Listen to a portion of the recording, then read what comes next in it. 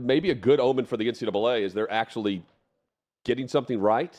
President of the NCAA, Charlie Baker, he's talked on this before as early of was late last year whenever he made comments, I believe, to CBS about how this is the thing he fears the most, prop betting in the legal gambling states. And Chad, this is common sense from the president of the NCAA, is it not? When we don't really say that very much about that position.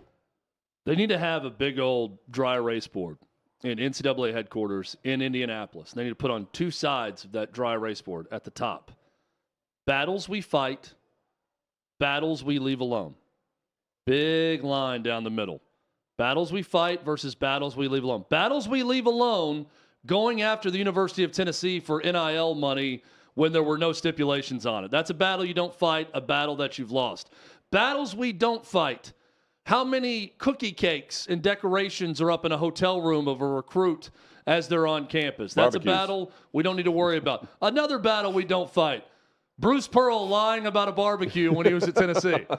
That battle actually worked out pretty well for the NCAA. Yes, it did. But I'm saying still. Bruce Pearl, he lived to fight another day, and he's doing just fine at Auburn now, too.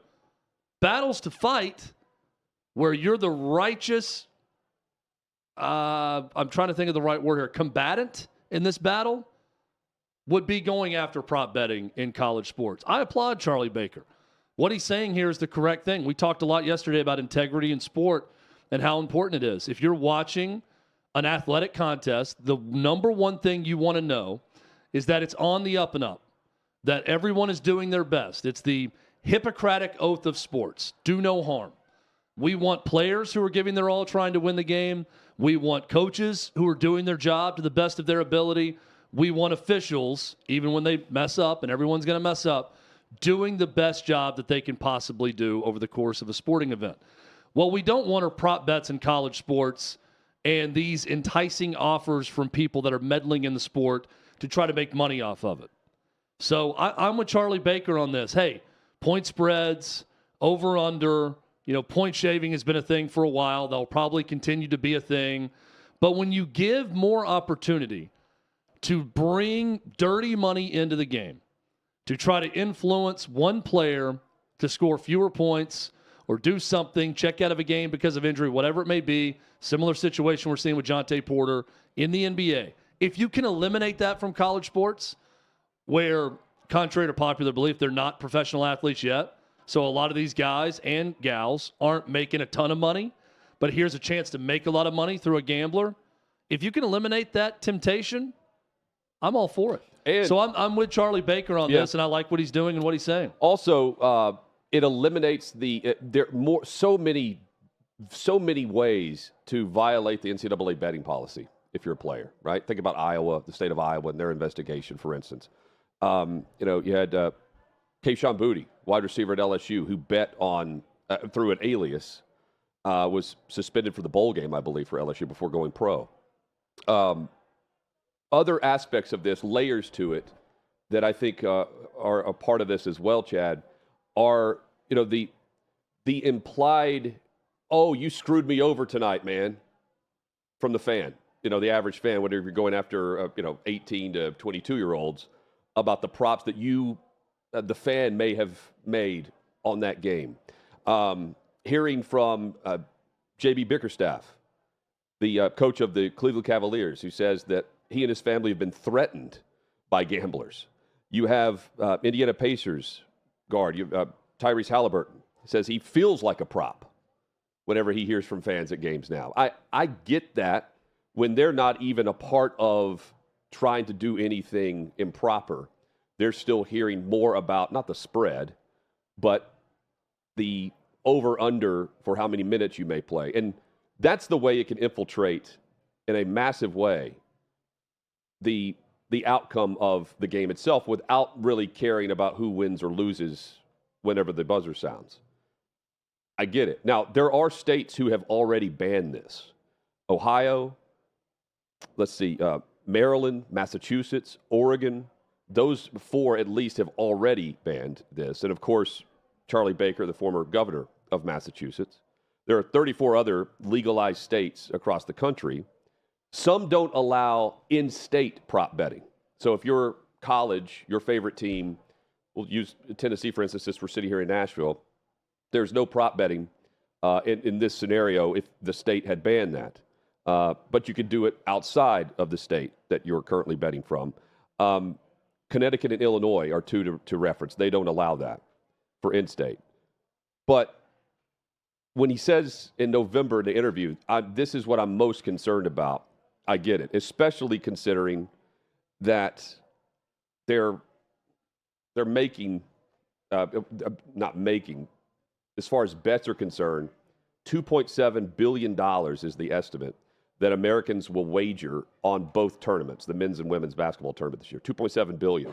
That infiltrates the integrity of the sport and can infiltrate a specific player on the biggest stage. And we've already been seeing it with some of the other scandals that are out there. Shohei Ohtani's certainly at the top of mind right now, but that's not the only example. We've seen it in the NBA. And I agree with him, just like you do. It's a right decision, but it's up to the individual states on whether or not they want to do it. We know Vegas won't do it. Yeah, the whole Brad Bohannon Alabama thing. Right. You know, that stopped prop betting in college baseball. I'm all for this because I do think that it just offers up. Look, if you're a gambler, there's plenty of things to gamble on. You can find things to gamble on. I do not think that prop bets in college sports are a necessity. It's not something that you just could not live without. And if they were to go away, it, again, eliminates a lot of temptation for college athletes to be in on the take, to take money from people who are trying to influence over-unders, prop betting, whatever it may be. I think it eliminates a lot of that temptation, and it helps the integrity of the sport. So, again, I'm all for it. For those that are diehard sports bettors out there, we'll talk to Kelly in Vegas about this too. There are plenty of other things to bet on across the board. So I don't think this is some necessity for anyone. And I think what Charlie Baker's doing, again, goes back to what are the battles that we should be fighting that we can actually influence? This is one of them. This is one of them. I think the NCAA is finally right about this one.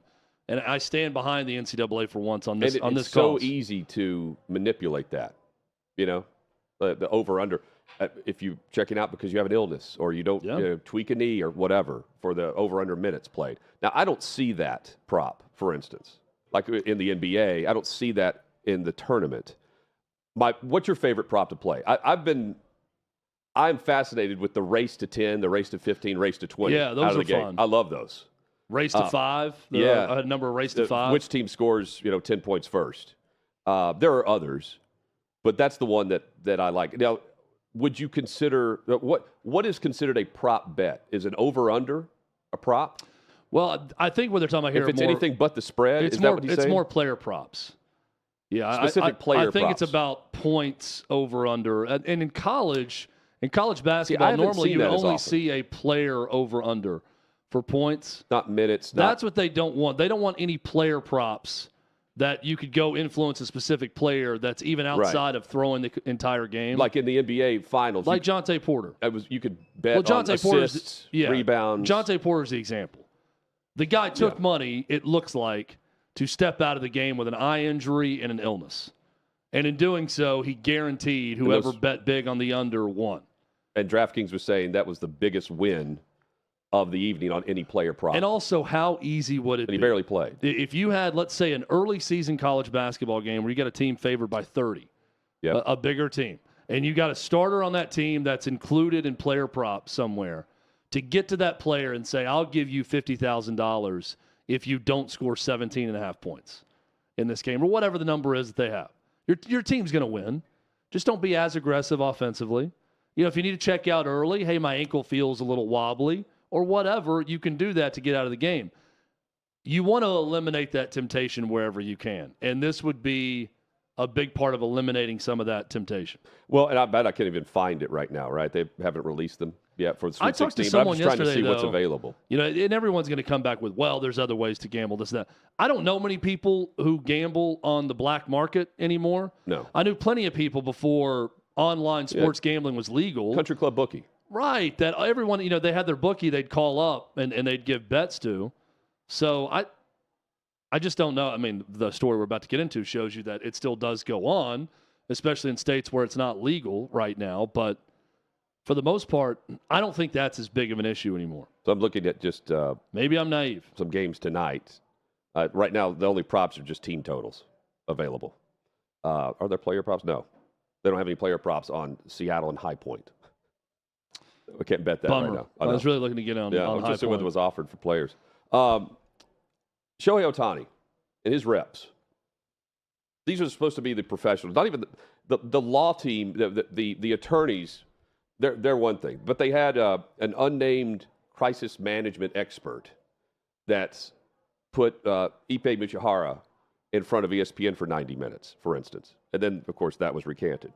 The ones that are supposed to be the experts in managing this story, in this saga, they're the ones who continue to lose, and they don't seem to have any common sense to me about how to handle this. The most recent example is when they released the statement immediately that says that Shohei has been the victim of massive theft, and we are turning the matter over to authorities. According to ESPN, they repeatedly have asked for verification and which authorities they were referring to which they gave a no comment. ESPN then received no confirmation from any local, state, or federal agencies that could investigate allegations of theft to say that they have received a report of Ohtani's account, that he was a victim of massive theft for $4.5 million from Michihara. What are we doing here? What you're doing with the no comment is validating, and to me, making me feel like there's no way Shohei Ohtani didn't know about something that was going on. And there's no way what we've heard throughout this whole week and a half is totally true from their end of things. We're being fed some BS, and they don't know how to respond to certain things. There's a reason why you say no comment. To me, it's because, well, you don't really want the investigation of theft if there's no theft. Whoever Ohtani is listening to, which was Michihara, by the way, and setting him up with his crew that's supposed to be making sure that every I is dotted and T is crossed, is more or less not able to even, I mean, they act illiterate in this. Everything, every turn, every mention of this, they end up saying something different on the backside. They had their client speak for 12 minutes on this, and they give a no comment about the authorities that should be investigating theft of $4.5 million. Does this not just ring out loud, Chad, that, well, they're hiding something? Oh, it absolutely does. I mean, it's very, very fishy. And credit where credit's due. Tisha Thompson of ESPN has done a terrific job. Now, keep in mind, reporting on this story. Major League Baseball, they're looking into this. The IRS, they're looking into this with their own investigations. It doesn't have to be just a federal investigation about the illegal gambling ring. We're talking about theft, and I would want authorities investigating that. Well, it's because to prove that I didn't bet there on was anything. no theft. That's why. Yeah, I mean that's that. Look, here's the easy and most likely conclusion. This is Occam's razor. The most likely outcome is often the outcome. The first story was correct. The 90-minute chat. The first story that Mizuhara told ESPN is correct. He was in gambling debt. His buddy helped him out. He wired separate payments that added up to $4.5 million to an illegal bookmaker. And then when that story got back and Ohtani and his camp learned about it, they said, wait a minute, now there's no way we can get out of you wiring money to an illegal bookmaker. You may be on the hook here too. If you didn't tell any of us about it and you did it on your own, there could be some legal ramifications and maybe even worse here, some Major League Baseball ramifications for you. So let's put out a separate statement. Let's talk to Mizuhara, tell him to shut up. He'll go along. We'll pay him off or do whatever we need to do So he goes along with this story too. We'll claim theft, and in that claim, we'll say that we are contacting authorities to investigate the theft of my client. That all sounds great until you don't contact a single authority. And credit where credit is due to ESPN and Tisha Thompson, who stayed on top of this. And in her reporting, and this is journalism with a capital J going on here, she finds, oh, hey, I follow all the police blotter. I can see all reports, everything that's filed with all local authorities, federal authorities, and there's not a single claim or allegation, a request for an investigation, anything into Ohtani's theft claim. I wonder why that is. I wonder why that would be. And then you go back to Ohtani's camp, and they're now no commenting on whether or not they've contacted them. I'm telling you, the most likely outcome is likely the outcome here, and that is that the first story was correct. And I don't think any of this makes Ohtani some awful guy or a degenerate gambler or any of that. I think it makes him and his team liars, is what I think we're seeing right now. And I opened yesterday's show with this, until they can prove something that's very easy to prove, that Mizuhara had access to codes, had access to bank records, or something that you can show the digital footprint of him illegally stealing money from Ohtani's account and wiring it to an illegal bookmaker, I'm inclined to believe that first story, or that something far worse is going on here instead of what Ohtani's story currently is. There's another layer to this, though, that I think could be at play. None of us really like the IRS, right? I mean, it's just the perception of them is we know. Yeah. Going back to the Bible, tax collectors are never painted in a good light. Ohtani just signed a massive contract for $700 million and deferred payments until after his career. Why? Because he wants to avoid the taxes here, because he's going to take it to Japan.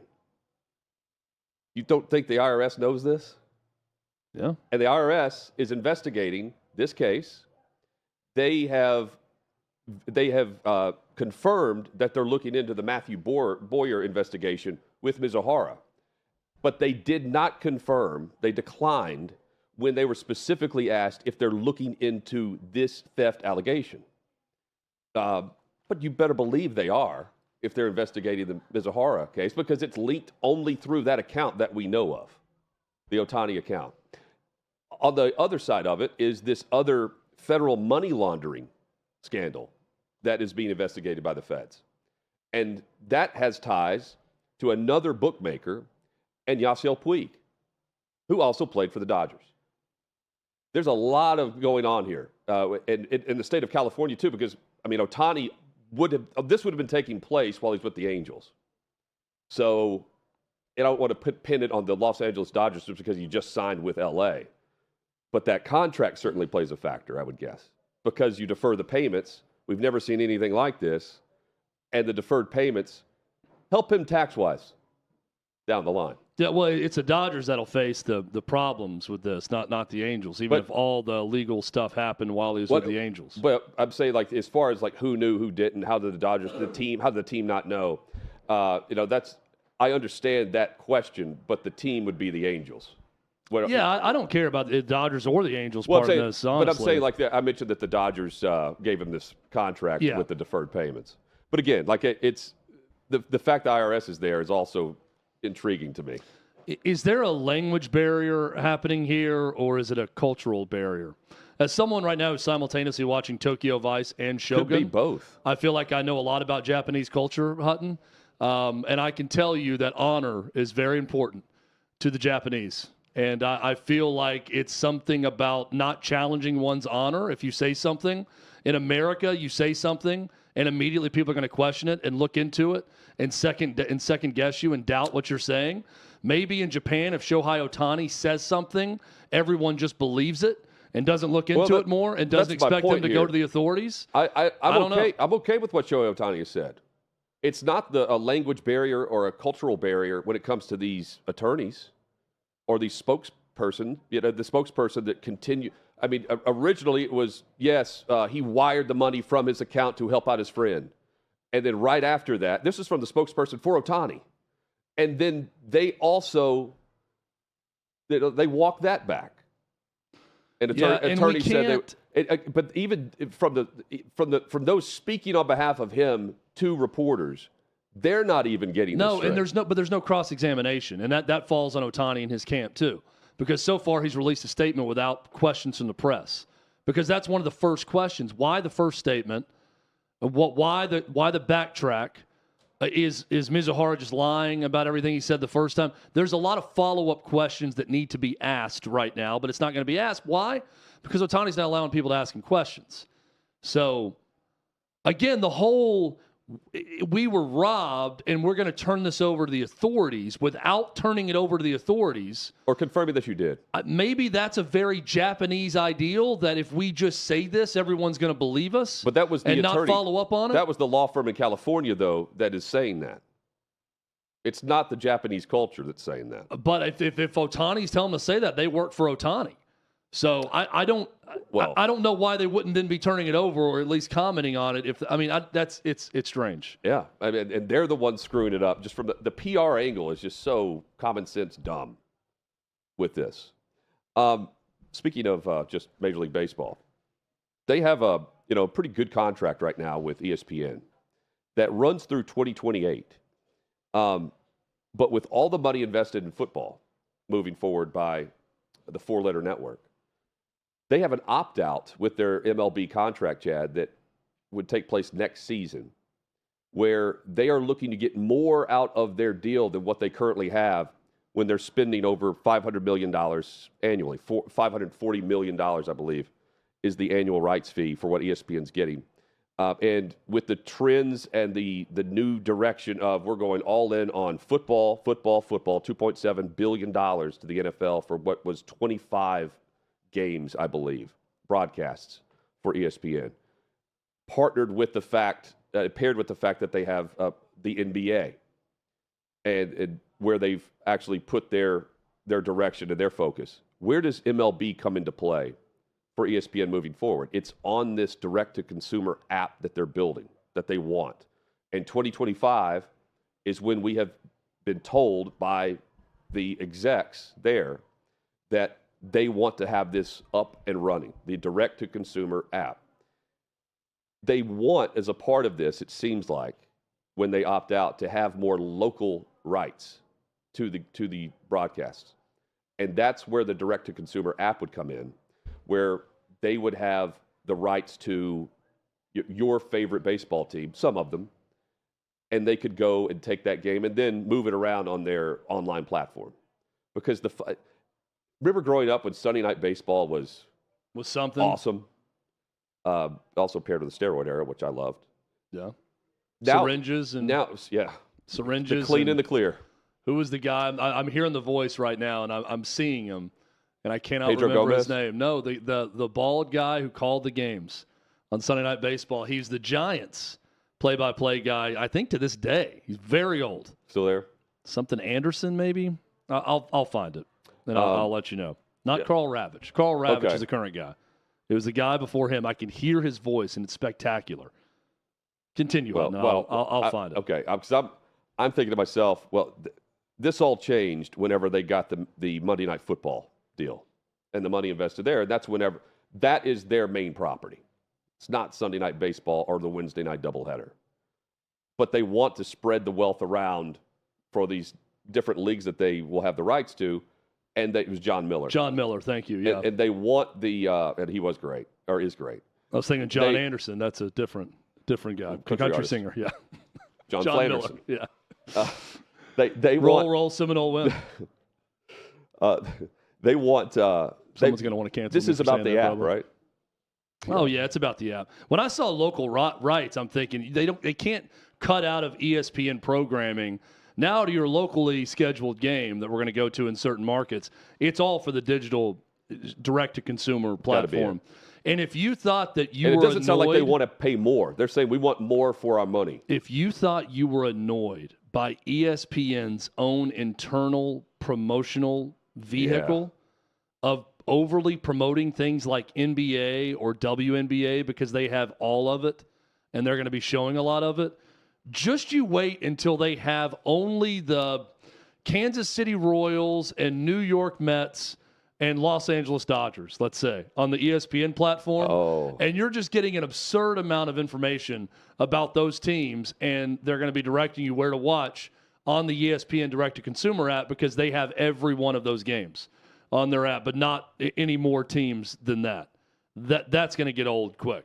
But I think it's all the play. Major League Baseball is popular in their own markets on summertime nights and weekends for local programming. That's the value. That is the value of it. It's no longer a national brand. When you get to the national games of the week, whether it be Fox or Sunday Night Baseball on ESPN, and even the playoffs more and more, it's not as big of a deal as what a random Tuesday night in June could be for people that are doing dishes at the house and they got a game on in the background and it's their favorite team. That's where baseball lives and breathes. And what would happen to baseball? Because they have a deal with Fox, they have a deal with TNT Sports, they have the Friday night broadcast with Apple TV. What would happen to MLB if ESPN just said, we're not into baseball anymore? Would that be the same as like they're the ACC of the pro sports? That's a good question. Because they need this arm of the media push, the sports coverage and the audience. I would also say that if you are I don't see a world in which ESPN, I mean they could, and I guess they'd save money, but if you're going to be the worldwide leader of sports and the preeminent sports brand where people go to consume sports content, you can't not have a baseball part of it. That's a long season.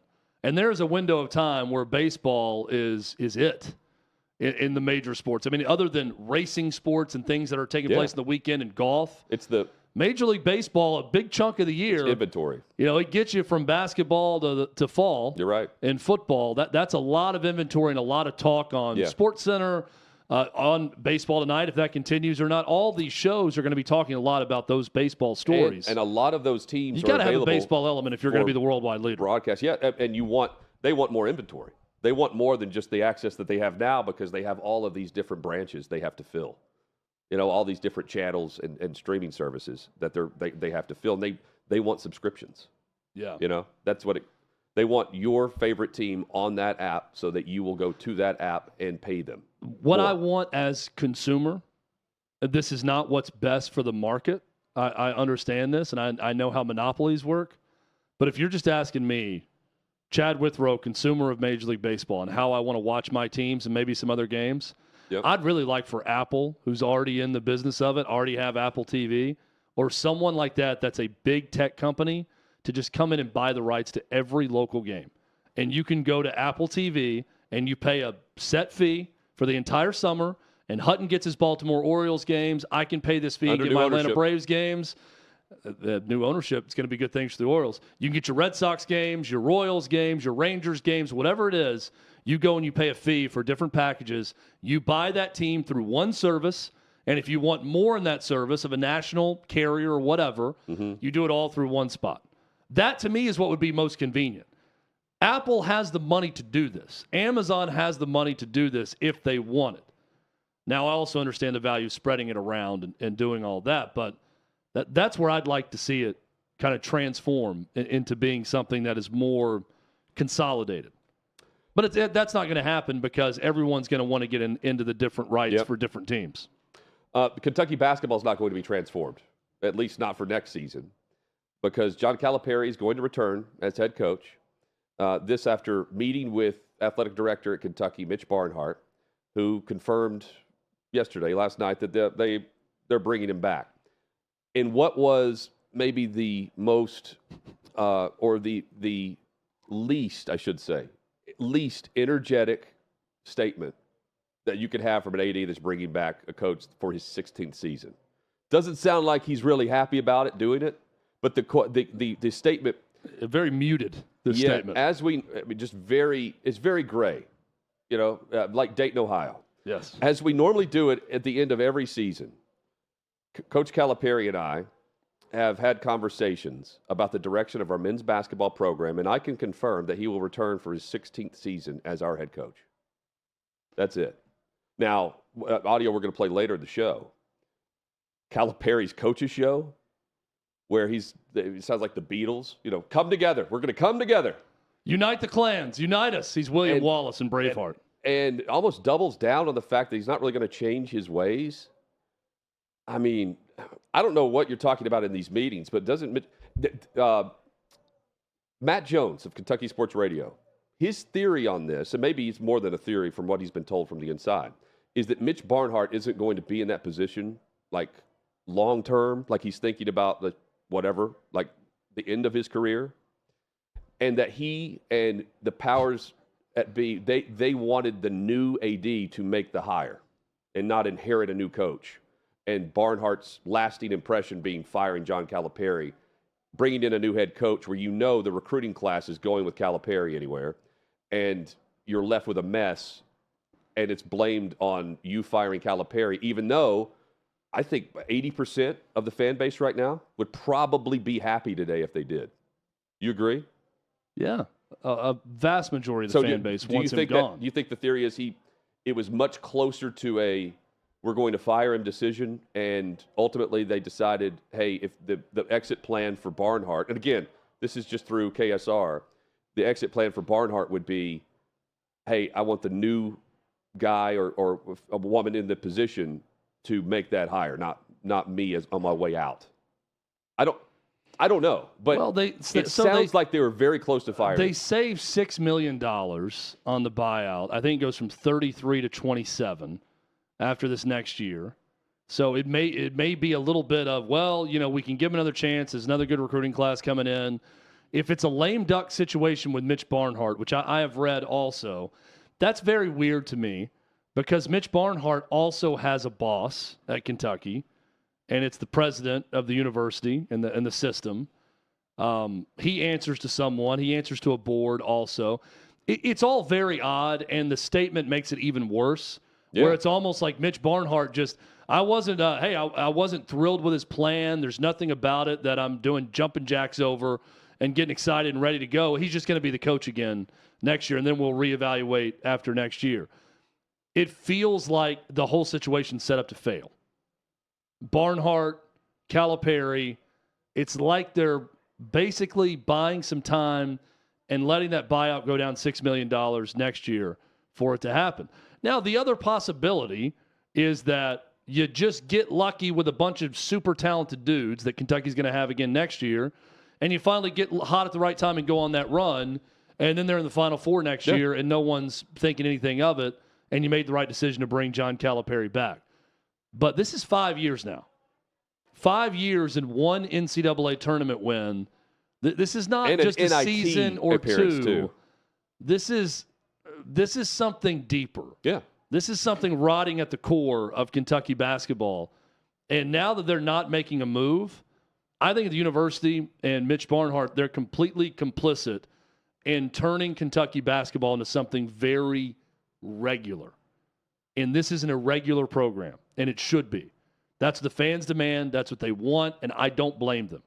And I think by making this move, Hutton, I think they're turning Kentucky basketball into something very average. And it was Digger Phelps is a good friend of John Calipari, and like a good friend. And he said this about his reaction to what happened at Kentucky, or what has happened over the last several years. He goes, and Cal knows I feel this way. This doesn't feel like John Calipari's team. This doesn't feel like the coach, John Calipari, with what they're doing. He referenced the fact that he didn't know.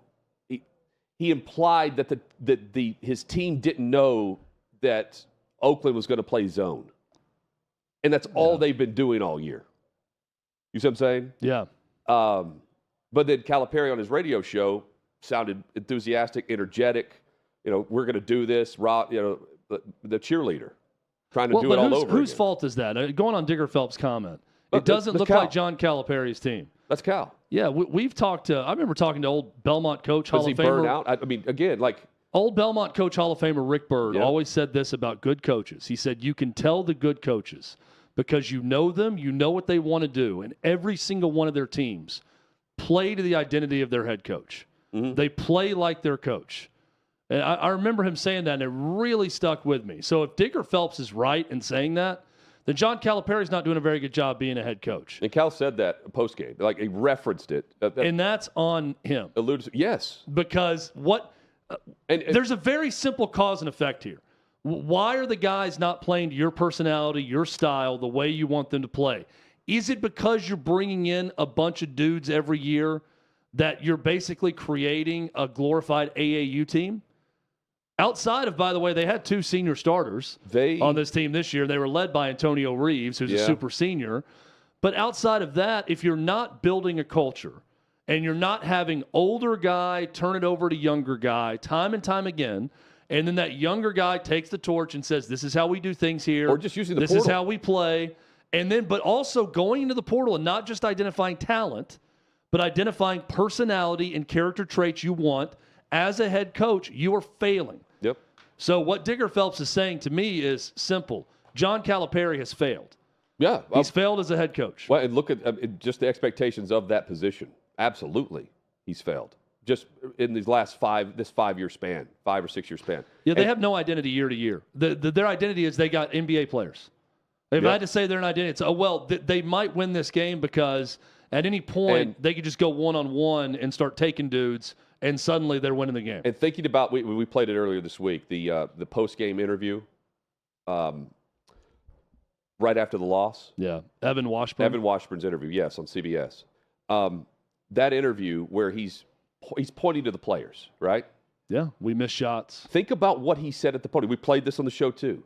When they got over the hump, they had lost like 5 games. They went to Auburn and won. Post-game, he's looking around, and he's going, oh, look at who everyone's here. I wonder why you guys are all here. And he goes, hey, all the talk, put it on me. Don't put it on these kids. Put it on me. You remember this? Yeah. That wasn't that long ago.